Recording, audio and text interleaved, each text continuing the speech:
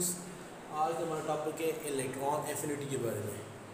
तो एफिनिटी का मतलब क्या होता है? Ability to attract anything, ability to attract anything. किसी भी चीज़ को अपनी तरफ अट्रैक्ट करने की जो एबिलिटी है उसको क्या कहते हैं? Affinity, attraction. और जो इलेक्ट्रॉन एफिनिटी का मतलब क्या होगा? Ability to attract electron. किसी भी एटम की इलेक्ट्रॉन को अट्रैक्ट करने की एबिलिटी को क्या कहते हैं? इलेक्ट्रॉन एफिनिटी कहते हैं। तो इसकी डिफिनीशन क्या होगी? Ability of atom, ability of atom, किसी भी एटम की ability to gain electron, gain electron, किसी भी एटम की इलेक्ट्रॉन को गेन करने की एबिलिटी को क्या कहते हैं? इलेक्ट्रॉन एफिनिटी कहते हैं। तो प्रैक्टिकली इसको मय्यर किस में करते हैं?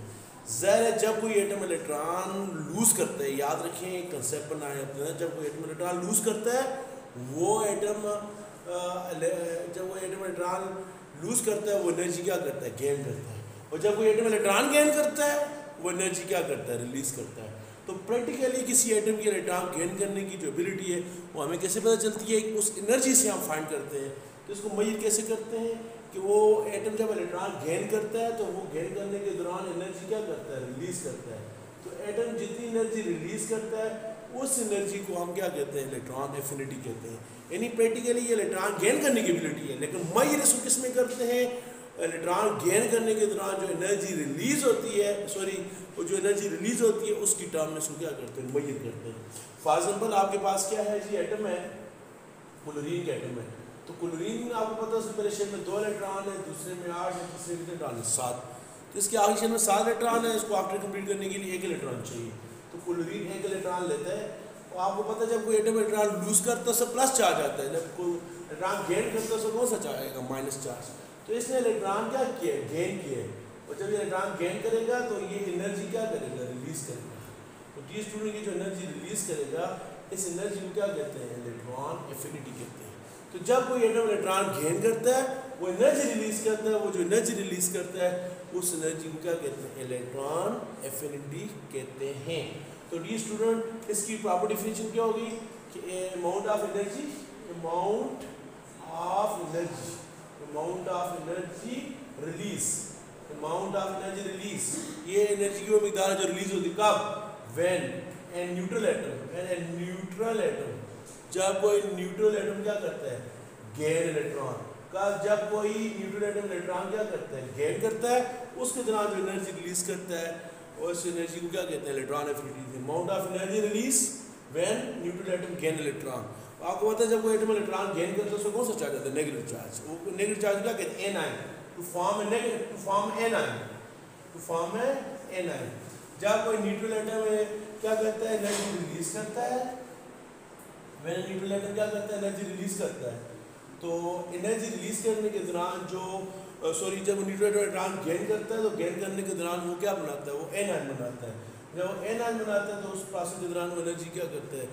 रिलीज करता है। इस एनर्जी को क्या कहते हैं? इलेक्ट्रॉन एफिनिटी कहते हैं। उसको क्या कहते हैं? Electron affinity. Chlorine electron gain किया, उसको नेगेटिव चार्ज आ गया, वो एनर्जी रिलीज करता है। इस एनर्जी को क्या कहते हैं? इलेक्ट्रॉन एफिनिटी कहते हैं। ठीक हो गया स्टूडेंट।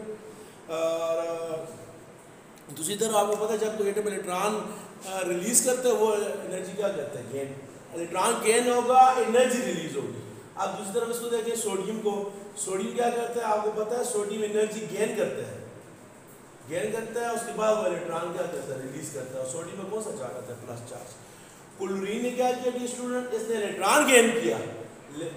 एरो की इस तरफ जो चीज़ होगी वो गेन होती है, जो इस तरफ होगी वो रिलीज है। इसने एरो के लेफ्ट साइड पर है, इसने इलेक्ट्रॉन गेन किया है। एनर्जी राइट साइड पर, एनर्जी क्या हुई है? रिलीज हुई है। ये क्या कर रहा है? Energy right side left side पर है, एनर्जी गेन हो रही है, इलेक्ट्रॉन क्या हो रहा है? रिलीज हो रहा है। तो क्लोरीन इलेक्ट्रॉन गेन कर रहा है लेकिन वो साथ एनर्जी रिलीज करेगा और क्या बनाएगा? Negative one. यहाँ इसका अपोजिट हो रहा है। सोडियम एनर्जी रिलीज गेन करेगा, इलेक्ट्रॉन रिलीज करेगा, उसमें कौन सा चार्ज आएगा? Plus charge. तो कोई इसने इलेक्ट्रॉन लेने के दौरान जो एनर्जी रिलीज की है इस एनर्जी क्या कहते हैं? Electron affinity. और इसने इलेक्ट्रॉन रिलीज करने के दौरान जो एनर्जी एब्जॉर्ब की है इस एनर्जी क्या कहते हैं? Ionization potential. तो खुलासा ये है कि इलेक्ट्रॉन एफिनिटी उस एटम की होती है जो इलेक्ट्रॉन गेन करता है, जैसे क्लोरीन, और आयोनाइजेशन पोटेंशियल उस एटम की होती है जो इलेक्ट्रॉन क्या करता है, रिलीज करता है। तो आयनिक बांड के दौरान आपको पता है ना क्या होता है, आयनिक बांड की फॉर्मेशन के दौरान सोडियम क्लोरीन जब रिएक्ट करते हैं तो सोडियम इलेक्ट्रॉन क्या करता है, रिलीज करता है, क्या बन जाता है, क्लोरीन। क्लोरीन पर कौन सा चार्ज आता है, माइनस चार्ज, और ये जो इलेक्ट्रॉन जो सोडियम करता है उसमें कौन सा चार्ज आता है, plus charge. Sodium electron lose करता है, क्लोरीन इलेक्ट्रॉन क्या करता है, गेन करता है। तो क्लोरीन जब ये इलेक्ट्रॉन गेन करता है तो ये वैसे ही नहीं करता, इस प्रोसेस के दौरान क्लोरीन क्या करता है, एनर्जी को रिलीज करता है। और ये जो आपको सोडियम में से प्लस चार्ज है तो ये एनर्जी इसमें प्लस चार्ज वैसे नहीं आया, इस प्रोसेस के दौरान एनर्जी क्या करता है, गेन करता है। क्लोरीन ने जो एनर्जी रिलीज की है इसको कहते हैं इलेक्ट्रॉन एफिनिटी, और इसने जो एनर्जी गेन की है इसको कहते हैं आयोनाइजेशन पोटेंशियल। तो जिसे आपने पढ़ा था आयोनाइजेशन पोटेंशियल की जो यूनिट है वो क्या होती है, किलो जूल पर मोल।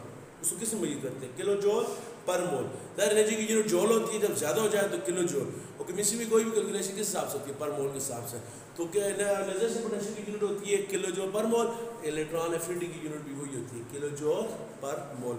फर्क क्या है कि आयोनाइजेशन पोटेंशियल रिलीज होने वाली एनर्जी है, जब एनर्जी रिलीज होती है उसके साथ कौन सा साइन आता है, माइनस साइन। और जो इलेक्ट्रॉन एफिनिटी है वो कौन सी एनर्जी एब्जॉर्ब होने वाली, इसके साथ कौन सा साइन आता है, प्लस साइन। इसके साथ कौन सा साइन आता है, माइनस साइन। ये एब्जॉर्ब होती है, इसके साथ कौन सा साइन आता है, प्लस साइन। ये तो हमारा आज का लेक्चर वाच करने का, बहुत बहुत शुक्रिया, अल्लाह हाफिज़।